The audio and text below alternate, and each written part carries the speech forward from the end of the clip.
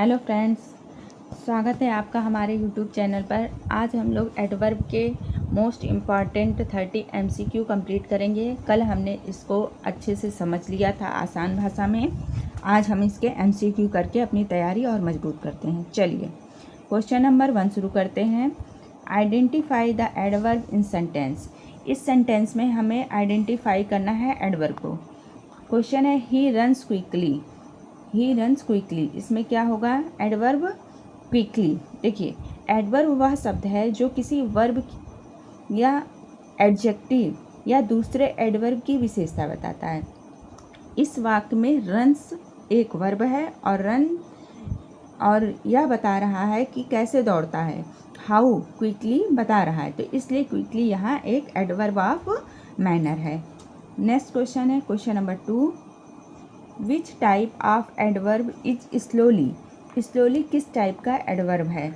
तो स्लोली का अर्थ होता है धीरे से होता है। यहाँ एडवर्ब ऑफ मैनर को बता रहा है कि कोई कार्य किस प्रकार, कैसे या हाउ किया जा रहा है। हाउ आ रहा है, तो ऑप्शन नंबर सी सही हो गया। नेक्स्ट क्वेश्चन है question number 3। Which word is an adverb. इसमें एडवर्ब कौन सा वर्ड है? तो देखिए, इसमें ऑप्शन है ब्यूटीफुल, ब्यूटी, ब्यूटीफुली या ब्यूटीफाई। तो ऑप्शन नंबर सी सही हो जाएगा, ब्यूटीफुली। ब्यूटीफुली यहाँ एक एडवर्ब है। देखिए, ब्यूटीफुल जो फर्स्ट नंबर पे है वो एक एडजेक्टिव है। ब्यूटीफुल एक एडजेक्टिव है। ब्यूटी क्या है? नाउन है। और ब्यूटीफाई एक एडवर्ब है। ठीक, तो और एडवर्ब किसी एडजेक्टिव के अंत में ly जोड़कर बनाए जाते हैं, ध्यान रखिए। नेक्स्ट क्वेश्चन है identify the adverb. Adverb identify करना है। She always speaks the truth. तो इसमें कौन सा एडवर्ब है? ऑलवेज एक एडवर्ब है। देखिए, ऑलवेज यह दर्शाता है कि कोई कार्य कितनी बार हो रहा है, तो इसलिए यह यहाँ पर एडवर्ब ऑफ फ्रीक्वेंसी है।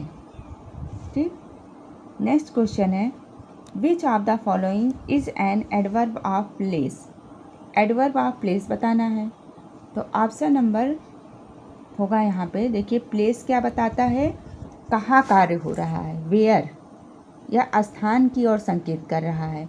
तो ऑप्शन नंबर स्थान इसमें कौन सा दिखाई दे रहा है? हेयर। सी ऑप्शन सही हो जाएगा, option number C. Next question है question number 6। Which of the following is an adverb of time. Adverb of time उत्तर देता है कि कार्य कब, व्हेन हुआ, या आज समय को दर्शाता है, टुडे। तो ऑप्शन नंबर ए सही हो गया, टुडे। नेक्स्ट क्वेश्चन है विच of the following is an adverb of frequency. Adverb of frequency बताना है। एडवर्ब ऑफ फ्रीक्वेंसी यह बताता है कि कार्य कितनी बार होता है। यह आवृत्ति या बारंबारता को बताता है। तो यहाँ पे ऑप्शन नंबर ए सही होगा, नेवर, कभी नहीं हुआ। आंसर नंबर ए सही होगा। नेक्स्ट क्वेश्चन है विच of the following is an adverb of degree. Adverb of degree बताना है, कौन सा है? एडवर्ब ऑफ डिग्री यह बताता है कि कार्य कितनी या किस सीमा तक हुआ है। हाउ मच हुआ है, टू व्हाट एक्सटेंट हुआ है। तो यहाँ ऑप्शन नंबर ए सही होगा, वेरी। वेरी बहुत मात्रा या तीव्रता की समय सीमा बताता है। नेक्स्ट क्वेश्चन है question number 9। Choose the correct adverb. Correct adverb choose करना है। ही वर्क्स डैश, तो उसका काम कैसा है? हार्ड या हार्डली, क्या फील करेंगे? देखिए, हार्ड मीन्स होता है कठिन परिश्रम से, और हार्डली मुश्किल से, लगभग नहीं। तो इसका मतलब हो गया वह हार्ड। ऑप्शन नंबर ए सही होगा, हार्ड। वह कड़ी मेहनत करता है। नेक्स्ट क्वेश्चन है choose the correct word. Correct word choose करना है। ही डैश कम्स लेट, तो यहाँ सही आंसर होगा ऑप्शन नंबर ए, नेवर। एक एडवर्ब ऑफ फ्रीक्वेंसी है जिसे सामान्य नियम के अनुसार मेन वर्ब से पहले प्रयोग किया जाता है। वाक्य क्या बन रहा है? He never comes late. Okay. Next question है choose the correct sentence. Correct sentence choose करना है। कौन सा करेक्ट सेंटेंस है? देखिए इसमें करेक्ट सेंटेंस हो सकता है सी वर्क्स हार्डली नहीं हो सकता है, ही हार्डली वर्क्स होगा। ऑप्शन नंबर बी सही हो जाएगा। देखिए हार्डली मतलब होता है मुश्किल से ही, यह एक नकारात्मक एडवर्ब है। वाक्य संरचना के अनुसार हार्डली मुख्य क्रिया वर्क के तुरंत पहले आता है, इसलिए ही हार्डली वर्क्स, वह ना के बराबर काम करता है। यह सेंटेंस सही है। नेक्स्ट क्वेश्चन है सी सिंग्स वेरी ब्यूटीफुली। इसमें आइडेंटिफाई करना है एडवर्ब को।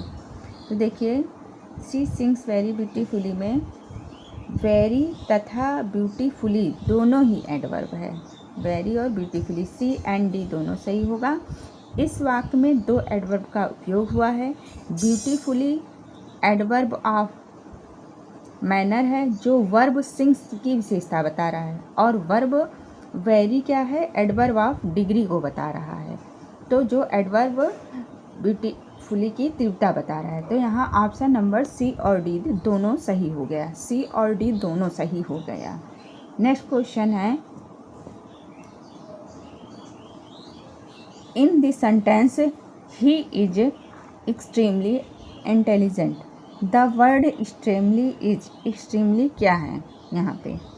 यह एक्सट्रीमली एक एडजेक्टिव है।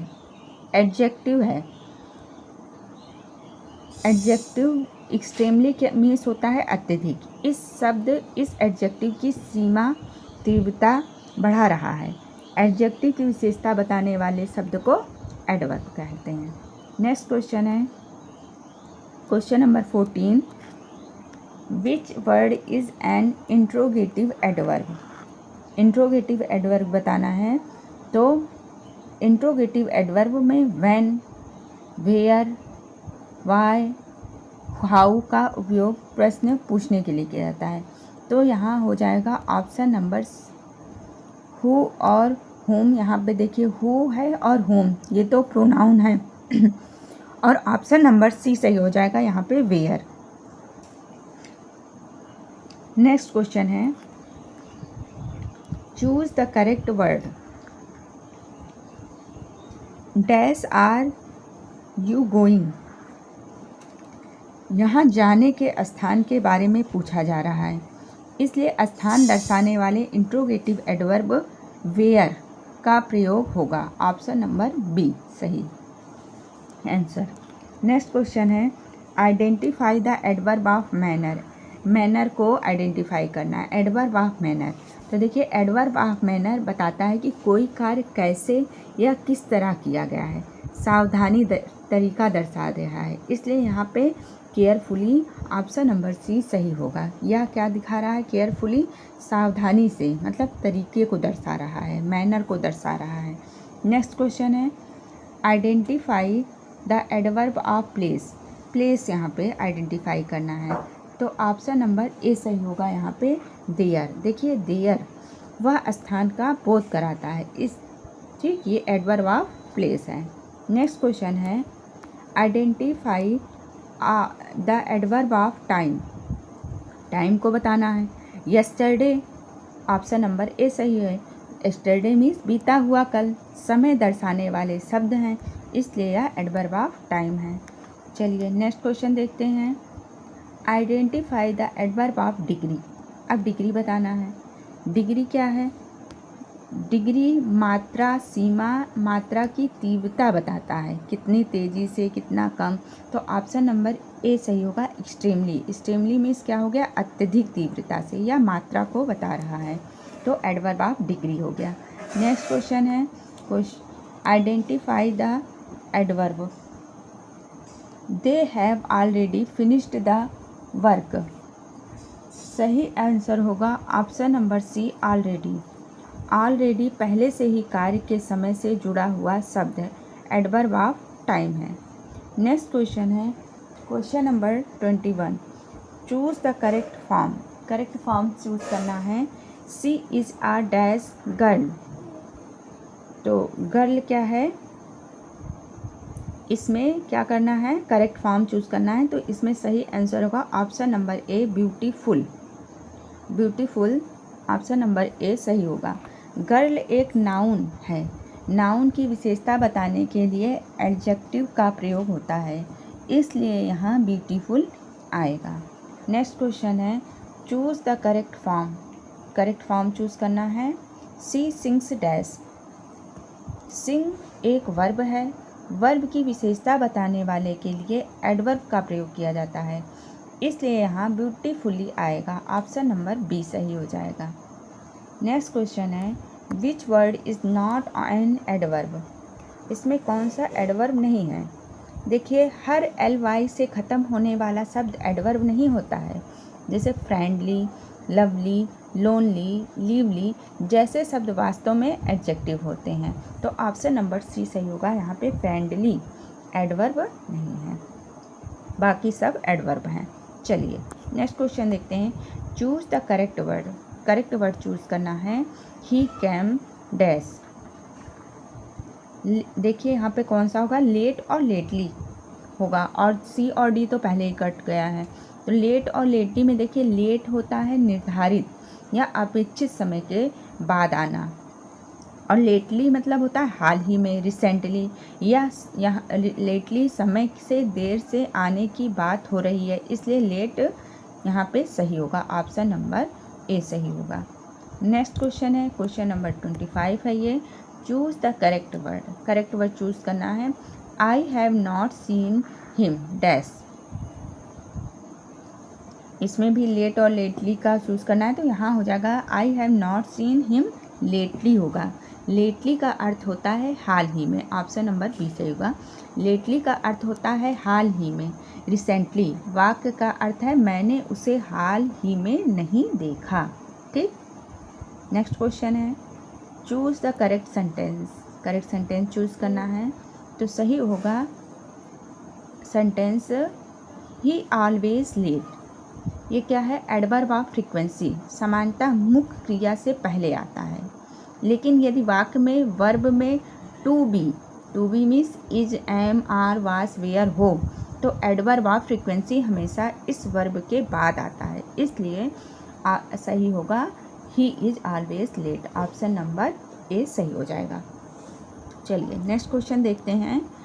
Choose the correct sentence. इसमें करेक्ट सेंटेंस चूज़ करना है। इसमें सही होगा option number C, speaks English fluently. तो ऑप्शन नंबर ए हमारा सही हो जाएगा। वाक्य में यदि ऑब्जेक्ट दिया गया है, तो एडवर्ब ऑफ मैनर को मुख्य रूप से ऑब्जेक्ट के बाद रखा जाता है, इसलिए यहाँ पे फ्लुएंटली लास्ट में है, ये एडवर्ब ऑफ मैनर है। तो ऑप्शन नंबर ए हमारा सही हो गया।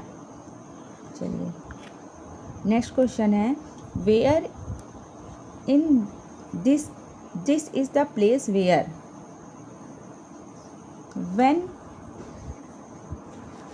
When in the sentence. यह सेंटेंस क्या है, when will you come. When you will come. तो यहाँ हमें आइडेंटिफाई करना है। क्या आइडेंटिफाई करना है, व्हेन को। व्हेन क्या है यहाँ पे ना, तो व्हेन क्या है, एडवर्ब,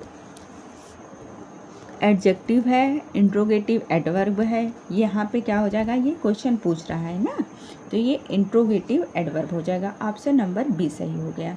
चलिए नेक्स्ट क्वेश्चन देखते हैं। Where in this is the place where I live is. देखिए यह एक रिलेटिव एडवर्ब है। ऑप्शन नंबर ए सही होगा। देखिए व्हेन, वेयर, व्हाई जब दो उपवाक्यों को आपस में जोड़ते हैं और किसी स्थान, समय या कारण का संदर्भ देते हैं, तो उन्हें रिलेटिव एडवर्ब कहा जाता है। ठीक, ये हमारा लास्ट क्वेश्चन था। अच्छा, एक क्वेश्चन और है, चलिए इसको कर लेते हैं। विच sentence contains N adverb of frequency.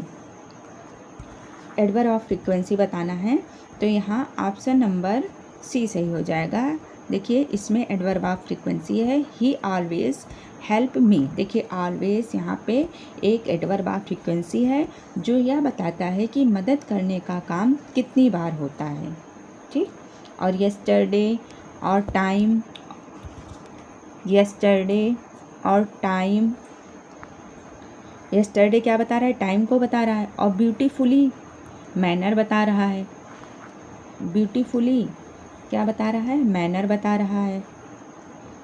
और हेयर, हेयर, हेयर क्या बता रहा है, प्लेस को बता रहा है। जबकि ऑलवेज यहाँ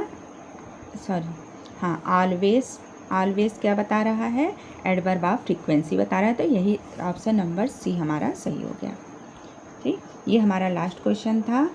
अब आप लोग ने अच्छे से प्रैक्टिस कर लिया होगा, और जो नहीं आ रहे हैं क्वेश्चन उसको एक बार और प्रैक्टिस कर लीजिए। थैंक यू, आप लोग को ये क्वेश्चन हमारे अच्छे लगे होंगे, ठीक है। Thank you, bye bye, okay.